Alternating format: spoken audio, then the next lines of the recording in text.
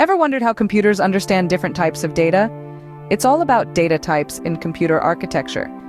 This intriguing concept can be likened to the different languages we humans use to communicate. Just as we have different words and phrases to express various ideas, computers use different data types to understand and process information. Let's dive into the world of integers first. Integers are the computer's way of understanding whole numbers. Think of any number that doesn't have a fractional component.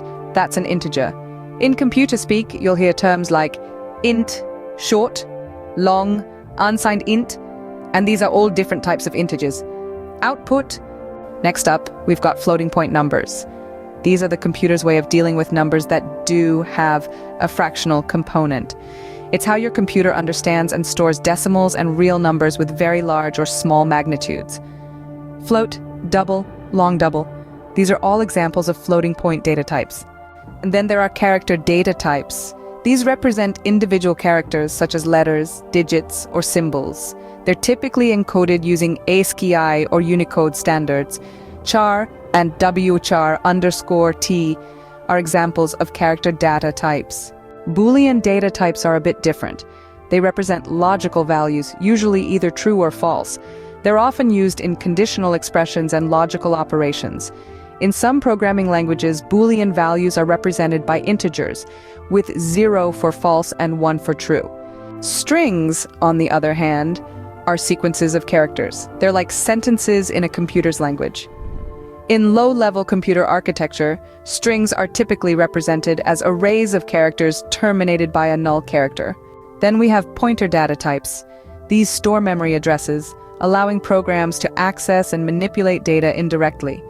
Pointers are like the computer's way of remembering where it stored something. Enumerated data types define a set of named values, typically represented by integers. They're useful for defining constants with descriptive names, improving code readability and maintainability. Structures and unions allow programmers to define custom composite data types. Structures group together variables of different data types under a single name, while unions allow different variables to share the same memory location. Arrays are collections of elements of the same data type, arranged in contiguous memory locations. They provide a convenient way to store and manipulate sequences of data. Finally, there's the void data type. It represents an absence of type and is often used to indicate that a function does not return a value or to declare generic pointers that can point to data of any type. In conclusion, data types are the building blocks of computer architecture and programming languages.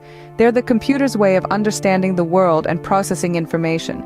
Each data type has its own characteristics and uses, and together they make up the rich and complex language that computers use to compute.